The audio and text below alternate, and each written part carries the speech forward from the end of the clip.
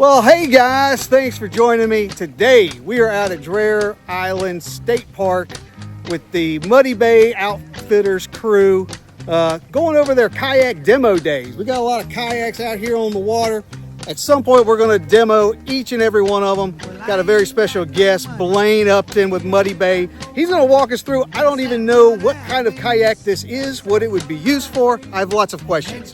Take it away, Blaine. What is going on, guys? Blaine Upton with Muddy Bay Outfitters here. Here we have the Crescent K-Kraft. Now, this is a paddleboard kayak hybrid hull. It offers self-bailing features, some storage features, but in a very simplistic, long, flat design. So there's no gunnels, nothing to get in your way, wide open room. I personally think this is a redfish destroyer.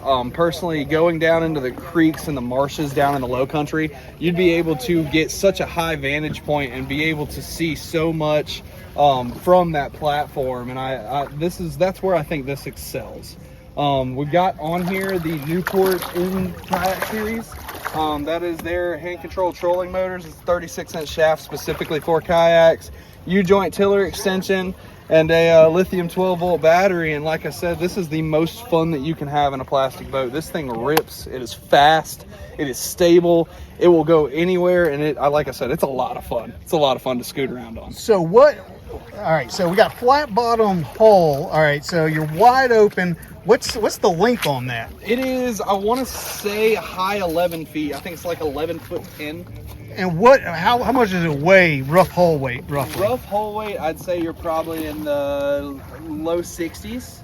So easy, a light boat you can just throw on the back of the truck. This is supposed to be, you can also use this as a cooler, is what they've advertised it as. So small cooler built into the boat. Will hold about 4 beers. Yeah, correct. That's about all it holds. But yeah, man, full pad kit on it, motorization options.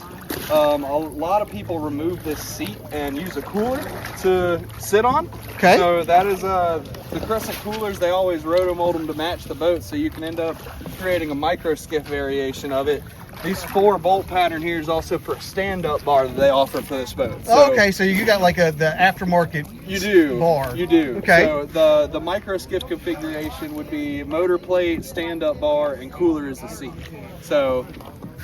Wow. Okay. Well, for $1,200 bucks. $1,200 bucks. $1,200 bucks. Okay. All right. Good entry level kayak there. Yeah. Is that for the boat, or does that include that motor? Is just the boat. That's okay, just so the that's boat. Just the boat and the seat. Fully rigged in the way that it is now. Fully rigged with the way that it is now. You're probably $200 bucks on the motor. You're probably $100 and random stuff to get the motor on there, and probably another couple hundred on a battery. So, you're somewhere. You're under $2. Under $2.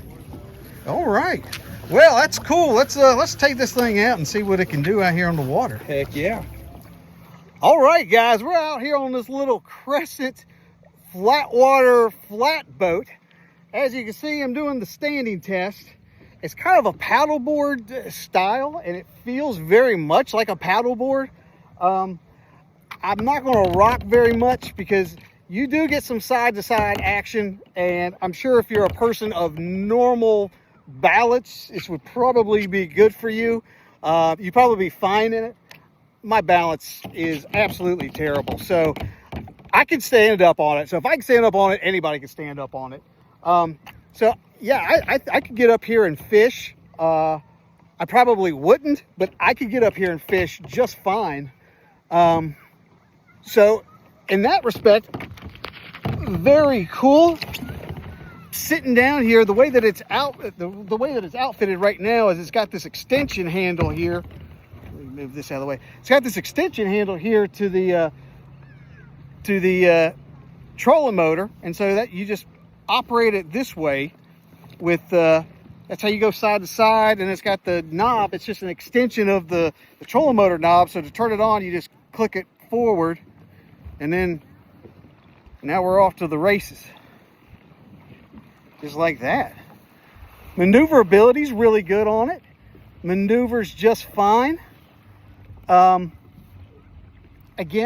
you got a little small storage cooler area in the front, but otherwise that's it. That's all you have. So this would be something you would have to kind of know what you're looking to do when you fish, because you're not preparing for every possible scenario. So you're gonna have to fish very light, just with the gear that you have. But again, if you've got something very specific in mind, that would not be an issue, because all you need is just like a little tiny tackle box you could just throw up under your seat there, 1 or 2 rods. Something that's cool that probably would go unnoticed is if you got a wife or a girlfriend and you're trying to justify buying a fishing kayak. It's often hard to do, but this thing's a paddleboard. Women like paddleboarding, so it could be a multifunctional tool. You could get a little paddleboard and then set it up for fishing, and then you know, whenever the wife or girlfriend wants to go paddleboarding, she can use it for that. You can buy 2 of them. You can paddleboard, I mean, you can fish while she paddleboards. And I don't have my handheld, my handheld GoPro battery went dead on it, so you have to take my word for it. I was standing up and was using the paddle there, and was able to paddle it just like you would a paddleboard. It feels very much the same type of stability, the same type of movement and everything that you would do with a paddleboard. So it's pretty cool. It's like a cool hybrid type situation. I've never fished out of anything like this. I've seen online and on YouTube some guys that they fish exclusively off actual paddleboards. That's the thing that they do. So you could get this thing like pretty shallow. And again, with the motor set up, you could go long distances, and if you just wanted to use it as a paddleboard, just not have the motor configuration on here, and go to town as if it were a paddleboard. That's pretty cool. Overall, my rundown of what this thing is. Obviously, this is not something you would use for like a tournament fishing situation. You know, it's a stripped down. They do have H rails on there, so you could outfit it with some various things. I don't know if you'd put electronics on there, but I would definitely at least put a cup holder. So you got room to put a cup holder or something on there.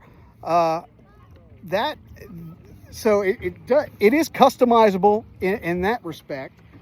Again, the things that are great about it is also the things that are not so great about it. It's stripped down, so super lightweight, easy to move, easy to maneuver. It's multifunctional. You can do it in different configurations. The light enough you can throw it in the car, throw it on top of the car, in the back of the truck. Again, probably the disadvantages would be it doesn't have the stability that I'm used to in like a normal like 12.5 or 13 foot fishing style kayak, but it's still pretty stable. It's stable as a paddleboard would be. And then also the other disadvantage would be, again, it's not geared up for like heavy duty fishing. It doesn't have like all the bells and whistles, storage compartments, rod holders, that sort of thing that you would have with a traditional fishing kayak. But if you're looking for something that's a little bit multifunctional, this might be the ticket here. As always, you can check out Muddy Bay Outfitters. I'll put their contact info and stuff down here. I'll also put all of the specifications for this boat down in the description box. You can find it all down there. But I'm going to call it a day. Thanks for coming along with me. I'll be seeing you next week. This is Josh, and this is Abide Fishing.